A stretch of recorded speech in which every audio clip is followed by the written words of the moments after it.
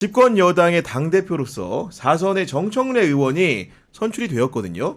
이옥 선배 같은 경우에는 정청래 대표 선출 어느 정도 예상하셨습니까?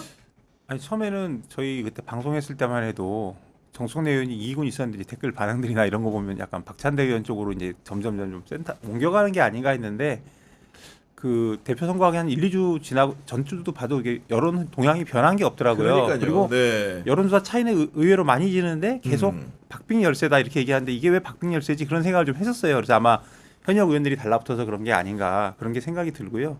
제가 이제 좀 요게 궁금해서 여러 사람한테 물어봤는데 이런 말을 하더라고요. 이제 박찬대 의원이 현역 의원들이 지지한 건 맞잖아요. 맞는데 현역 의원들이 많이 지지하고 그래서 이제 그게 대세로처럼 갈 줄 알았는데 정작 지난 총선에서 보면 물갈이가 굉장히 많이 됐지 않습니까?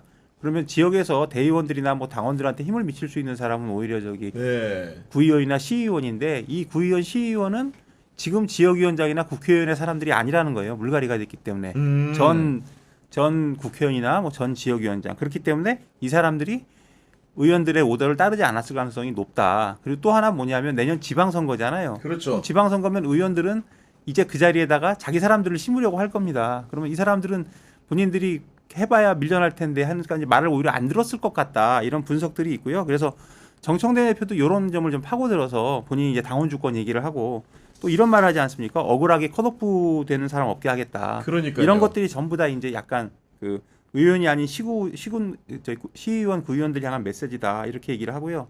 또 하나는 이제 정 대표가 호남에서 전략적으로 살았는데 호남만 해도 사실 거기는 내리꽂으면 당선이 되는 곳이잖아요. 그러면 그래서 호남에서 의원들은 대단한 기득권이고 사실 저기 본인만 좋지 그 시의원 구의원들은 언제든지 노리고 있는 그런 자리인데 그래서 의원들 현역 의원이나 지역위원장들이 이제 직계 세력들은 말을 듣겠지만 그 나머지 사람들은 말을 듣지 않았을 것이다. 그래서 그런 사람들도 역시 그 박찬대 의원 편드는 그 의원들과 반대로 정청래 그 대표의 편을 들었을 것이다. 이런 분석들이 있더라고요. 네. 우리 김진우 선배는 그 당대표 정청래 이 어떻게 좀 보셨습니까?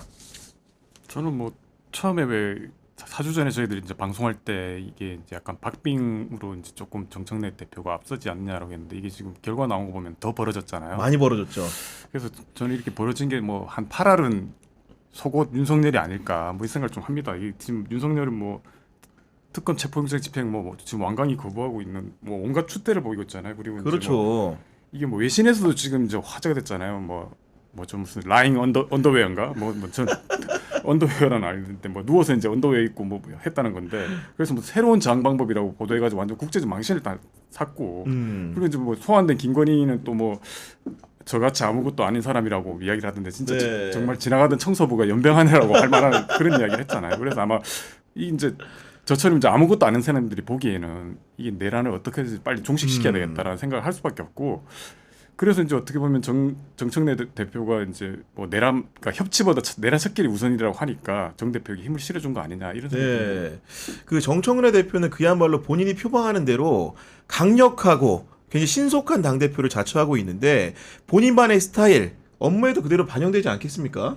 네, 그렇죠. 일단 근데 지난번에 그 정청래 대표 편에서도 그 정청래 박찬대 의원 편에서도 말씀드렸듯이 지금 알아보니까 정청래 의원이 강경하고 그런 것은 맞으나 이 사람은 항상 보면 좀 이렇게 어느 계파로 분류되기가 좀 어려웠잖아요. 항상 주류를 따르고 근데 지금 돌아보면은 이제 그 제가 알아본 분들도 많이 그런 말씀을 하시는데 이 사람은 그냥 이 정청래 대표는 당원들이 하라는 대로 하는 사람이다. 당원들의 의견을 따르는 사람이다. 그래서 김준우 기자가 얘기했듯이 지금 민주당 당원들의 그 대다수의 아주 절대다수의 뜻은 내란 세력 청산, 그다음에 개혁 완수 아니겠습니까? 네. 정청래 대표는 그걸 충분히 받아서 그걸 물론 자기 선거에도 저기 내세웠고 충분히 따르는 것이죠. 그래서 이제 처음에 국민의힘 의원 대표도 안 만나고 뭐 사과 반성하면 악수 안 한다 이런 소리도 하고 뭐 국민의힘 해산 추진 못할 것 없다. 그다음에 뭐 검찰, 사법, 언론 3대 개혁을 임기 초 3개월 안에 정광석화처럼 해치우겠다 이런 것들이 전부 다 그 지금 민주당 당원들의 뜻을 받아서 자기는 그 뜻을 실행하는 사람이다. 약간 이런 뉘앙스를 가지고 지금 그 자기의 그 단계를 밟아나가는 것 그렇죠. 같아요. 네. 그 개혁을 표방한 정청래 후에 승선한 여러 인물 몇몇 중에서 가장 관심을 끈 자리는 당의 살림을 책임지는 사무총장이었는데 사무총장에 조승래 의원을 임명했거든요. 조승래 의원 대체 어떤 분입니까? 이분 뭐 이제 충남 논산 출신인데 주로 이제 대학교까지 대전에서 나왔고요. 충남대 사회학과 86학번인데 고등학교 뭐 재학 시절에 잠깐 성악도 했던 모양입니다. 그래서 이제 이 성악했던 끼와 소질이 이제 그대로 남아 있는지 이제 노래를 부르는 모습을 자주 보였는데 박근혜 대통령 탄핵 심판 때 보면 로텐도어에서 이제 네. 타는 목마루라는 노래를 이제 통기타 치면서 부르는데 이게 아마 헌정사상 최초로 로텐도어에서 노래 부른 거라고 합니다. 그리고 이제 본인 유튜브를 보니까 이게 통기타 연주하면서 노래 부르는 영상을 꽤 올렸던데 지난 총선 때는 그 비비의 밤양갱, 달디담 밤양갱인가요? 뭐 그런 걸 불렀던데 저처럼 이제 이분도 저음인데다가 약간 근엄하게 불러서 이게 밤양갱이 약간 아이돌이 부르는 느낌보다는 약간 군밤 타령처럼 이렇게 구수하게 들리는데 노래는 되게 잘하시더라고요. 아, 노래 잘하는 분이에요. 네. 되게 괜찮으시고 그래서 이게 보면 이제 아까 뭐 정청래 대표랑 이제 경쟁했던 박찬대 의원도 그렇고 당에 보면 이렇게 약간 노래하고 춤추는 걸 좋아하는 이제 그렇네요. 흥부자들이 꽤 끼이는 분들이, 많다는 생각이 듭니다. 그래서 이분 뭐 아까 말씀드렸던 그 대전에서 계속 대학까지 있었으니까 대전에서 이제 3선을 했고 이재명 대표 2기 체제 때 이제 수석 대변인을 했죠. 그렇죠. 이 당시 삼선 의원이 이제 이 수석 대변하는 게 이례적이었는데 이게 이재명 당시 대표가 이제 직접 이제 맡아달라고 했고 그만큼 이제 어떻게 보면 이제 이분이 이 저 뭐 친이미지 이재명계도 아니었죠 당시에는 보면 그래서 이제 어떻게 보면 이 대통령이 뭐 지금도 그랬지만 이제 실용을 중시하니까 업무 능력을 이제 인정받았다고 볼 수 있는 것 같고 그 뒤로도 보면 이제 지난 대선 때 이제 수석 대변인 겸 공보단장을 했고 대선 끝난 뒤에는 이제 그 국정기획위원회 대변인으로 또 활동을 했습니다. 아니 제가 안 그래 노래 얘기하셨는데 그 조성래 의원에 대해 궁금해가지고 대전 지역 정가에서 굉장히 방구 좀 꽤나 끼는 분한테 전화해서 물어봤더니 조성래 의원이 충남대 노래패 출신이래요. 그래가지고 제가 예. 들은 건 좀 다른 버전인데 그래요? 예. 저는 그분 노래 들은 뭐 이제 여당 당직자들한테 들었는데 자기는 그룹 사운드 보컬 출신이다. 그래가지고 그걸 되게 자랑스럽게 여기더라. 이렇게 했는데 뭐 진실은 아니 뭐 어딘가 노래패라고 있겠죠. 제가 들은 건 예, 그렇고 예, 실제로 그 지역구에 선거운동을 할 때도 대전 유성갑에 본인이 나온 대학 충남대가 들어가 있거든요. 충남대 정문에서 노래 부르는 영상을 찍어가지고 실제로 그 영상을 바이럴함으로써 본인 선거운동을 했다는 얘기도 있던데 여간 이분이 그럼 이렇게 노래 잘 부르시는 분이 노래해도 되는데 정치하신 이유는 뭡니까 도대체? 뭐 기본적으로 일단 뭐 당직자 출신이라고 해요. 그러니까 그 뜻은 알 수가 없지만 제가 이제 노래하시는 분이라고 그랬잖아요. 제가 그래서 들어봤는데 되게 자유로운 영혼의 소유자랍니다. 그래서 지역에 내려갈 때 이 쌩매고 혼자 간대요. 물론 같이 갈 때도 있지만 혼자 내려간대요. 그냥 쌩매고 덩실덩실 가고 뭐 의전도 필요 없고 약간 그런 캐릭터의 사람이라고 하고요.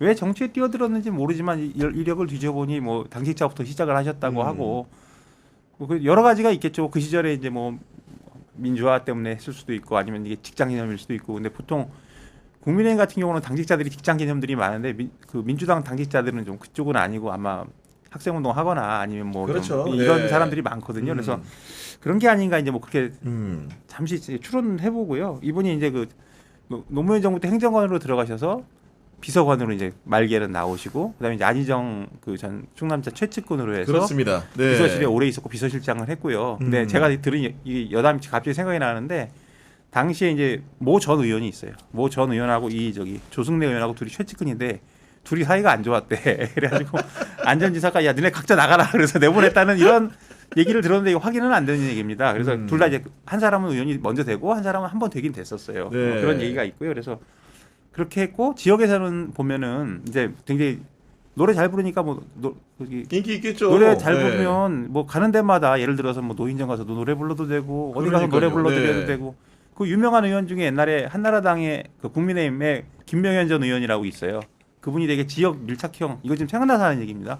의원인데 그분 얘기 들어보면 그분도 무슨 노래 이거 출신이에요. 건국대 옥슨인가 뭐 그래서 확인은 안 됐습니다. 근데 그래서 그분이 다니는 데마다 이걸 불렀다는 거예요. 아 마이크 잡고. 그래가지고 그분이 그때 세월호 나고 막 이랬는데도 그 안산에서 당선이 되는 사람이에요. 그러니까 옥슨 그 출신 맞아요. 김명현은. 그래서 그래서- 그때 홍서범 씨인가요? 그분이 같이 이제 뭐 같이 나오기도 하고 아 그랬어요. 그래요. 그러니까 그렇게 노래 불렀다는 거예요. 그럼 뭐 당연히 조성래 의원도 다니면서 노래도 그러니까요. 부르고 네. 그리고 또 좀 그런 게 이제 안희정 처음에는 안희정 지사의 사람이라는 게 도움이 됐을 겁니다. 왜냐하면 그때 충청권에서 안희정에 대한 그 저기 기대는 엄청났던 거거든요. 리더로서 그죠? 충청도에서 네. 대통령 나올 때가 됐다 이런 게 있었어요. 그래서 실제로 조승래 의원이 그 안희정 대박론을 펴면서 이제 뭐 저기 선거에서 이겼고요. 근데 이제 중간에 뭐 성폭력 사건이 났는데 본인이 그걸 이제 좀 자기 식으로 뭐 지역을 잘 했던 뭐 자기 정책을 폈던 그래서 헤쳐나온 것 같고 또 하나는 이제 이분 지역구 대전 유성이 민주당에 유리한 지역이랍니다. 유성갑이 그렇습니다. 그 네. 동네가 유성 가불이 다 그렇대요. 그래서 그 지역에서는 그래서 2000년도인가 그 새천년 민주당의 송석찬인가 아무튼 그 의원 이름이 있는데 그분 이후에 계속 민주당 의원이었어요. 그래서 중간에 한번 지금 국민의힘으로 옮긴 그 이상민 의원이 자유한국당 소속으로 한번 당선이 됐더라고요. 그때는 아마 부흥거되기 전이었을 것 같은데 그래서 그 지역 자체가 굉장히 좀 민주당에 유리한 지역이다. 그래서 뭐 본인도 지역 활동 잘하고 뭐 어디 가서든 노래도 좀 부르셨을 것이고 그리고 격이 없으신 분이라니까 지역에서 인기도 높지 않았겠습니까? 아니 그래도 민주당이 유리한 텃밭이라고 하더라도 세 번 국회의원이 되려면은 경선을 거쳐야 되기 때문에 경선 과정도 치열할 텐데 그래도 3선 수성을 한 비결이 있지 않겠습니까 이게? 아까 이용욱 기자 잠깐 말했지만 기본적으로 뭐 이런 삼선까지 하시는 분들은 지역구 관리 능력이 되게 뛰어나잖아요. 그래서 지난 뭐 유세 때 보니까 이제 유성 온천이 기본적으로 그러니까 유성이 이제 온천을 유명하니까 온천 그 조육장 가가지고 유세도 엄청 많이 했다고 그러더라고요. 조국장 유세를. 네, 예. 그래서 그리고 이제 이분이 아까 잠깐 이용욱 기자 얘기했지만 이 지역민들하고 약속을 했기 때문에 그 매일 서울 대전 출퇴근하거든요. KTX 타고 출퇴근해요. 그래서 어떻게 보면 그만큼 지역을 챙기겠다. 보통 이제 의원들 보면 이제 그 대체적으로 뭐 지역에 있긴 하지만 집은 이제 서울에 주로 많이 있고 이러는데 이분을 보면 이제 거의 이제 2시간 정도 걸리는 거리를 이제 매일 출퇴근하고 있고 그리고 아마 이게 제 기억으로는 이제 특히 이제 충청도 쪽이나 이제 강원도 원주 쪽에 있는 그 의원들은 이 출퇴근을 하시는 분들 좀 있는데 이제 충청도는 대표적인 게 이제 조성래 의원하고 그다음에 공주 지역구인 그 박수현 의원. 박수현 의원. 이제 주로 이제 버스 타고 왔다 갔다 하시잖아요. 그래서 보통 뭐 이렇게 방송 나오는 거 보면 이 도착 시간이 밀려가지고 버스가 못 와가지고 방송에 전화 연결해가지고 이렇게 가끔 이렇게 하면서 있고. 전화하다가 다시 들어오고 그러더라고요. 방송할 때 보니까. 박수현 의원은 뭐 지역 관리 신으로 알려진 사람이니까. 아니, 그럼요. 그 그리고 지역은 이제- 되게 불리한 지역이에요. 아까 말씀드렸던 이 지역구 자체가 기본적으로 이 카이스트라든가 이 어떻게 보면 과학기술 관련되는 이제 그 단체 기관이라든가 이런 데들이 많이 몰려 있는 거잖아요. 그래서 보면 이 조승래 의원이 이제 뭐 주로 그런 쪽 이 입법 활동들을 계속 꾸준하게 해왔거든요. 상임위 활동도 과방위에서 했고요. 맞습니다. 그래서 그래서 되게 유명한 게 그 왜 구글이 인앱 결제 방식 강제해가지고 그 문제가 됐잖아요. 맞아요. 그거를 네. 이제 금지하는 이른바 구글 방지법을 이 조성래 의원이 입법화를 했고 이 어떻게 보면 세계 최초로 어떻게 그 거대 공영 기업의 이 제동권 뭐 역사적인 입법이라고 누가 그러긴 하더라고요. 그리고 이제 지난 이제 총선 때 보면 총선 직전이죠. 그때 보면 이제 뭐 카이스트 졸업식에서 왜 입등막 사건이 있었잖아요. 그렇죠. 그때도 보면 이제 아마 조성래 의원이 졸업식 참석을 했던 모양이에요. 그래서 이제 그때 이제 본인 이제 그 연설 시간 때 자기가 뭐 대통령 대선에서 죄송하다고 하고 그다음에 그때 잡혀갔던 그 졸업생 그 경찰 직접 찾아가가지고 자기가 신원 보증하면서 석방해달라고 하고 이런 식으로 해서 이제 그랬구나. 지역에서는 기본적으로 이제 좀 화제가 많이 됐던 것 같습니다. 그러니까 이제 대전 충청을 대표하는 정치인이라 불러 손색이 없을 정도로 이미 3선 의원이기 때문에 그런 정치적 비전이나 상징성이 기대가 되는데 이분이 그 지역에서 가지는 위치나 그런 것들은 어떻게 좀 평가할 수 있겠습니까? 글쎄요, 뭐 그 사실 조승래 의원이 저도 이제 이 방송을 준비하면서 좀 찾아보고 있는데 사실 중앙 정치에서 막 나서고 그런 분은 아니잖아요. 그래서 우리가 생각할 수 있는 거는 이분 개인에 대한 상징성이라기보다 이 충청 지역 의원이라는 상징성이 좀 있는 것 같아요. 그래서 항상 충청이라는 게 이제 여론의 풍향계니까 이분이 그런 그 저기 충청 여론을 좀 민주당 쪽이나 아니면 정권 쪽으로 좀 유리하게 그러니까 좀 윤석열 때는 정권 심판론이나 이런 여론을 좀 이렇게 이끌어가는 만들고, 네. 만들 수 있고 지금은 이제 이재명 정부의 개혁 성공을 위해서 여론을 만들어가고 좀 풍향계로서 중심을 잡아서 지금 개혁 성공에 좀 힘을 보태는 그런 역할을 할 수 있겠죠. 충청 지역 의원들 하면 이게 이번에도 좀 보니까 공교롭게도 당직자들 보면 이 지금 이제 이 사무총장이 충청 뭐 대전 출신이잖아요. 그리고 이제 뭐 정책위 의장 된 한정혜 의원도 뭐 부산에서 이제 대학교까지 나왔지만 사실은 이제 고향이 충청 단양이고 그다음에 뭐 박수현 의원 이번에 이제 수석 대변인인데 여기 뭐 공주 출신 그리고 이번에 보니까 이제 최고위원 몫으로 들어온 황명선 거기도 논산이잖아요. 그리고 이제 아시겠지만 정청래 의원도 원래 이제 충청 금산 출신이고 그렇습니다. 네. 대전에서 고등학교 나왔고 그래서 충청 지역지 쪽에서는 야 이게 뭐 충청 시대가 열리다. 충청 벨트 열렸다. 충청의 힘이다라고 해서 엄청 좋아하더라고요. 그래서 지금 보면 대통령 비서실장도 충청이잖아요. 아니 근데 기본적으로 근데 제가 들어보니까 조승래 의원은 약간 의리파인 것 같기는 한 게 3선 의원이면은 지역 정가에서는 대전시장을 도전한다.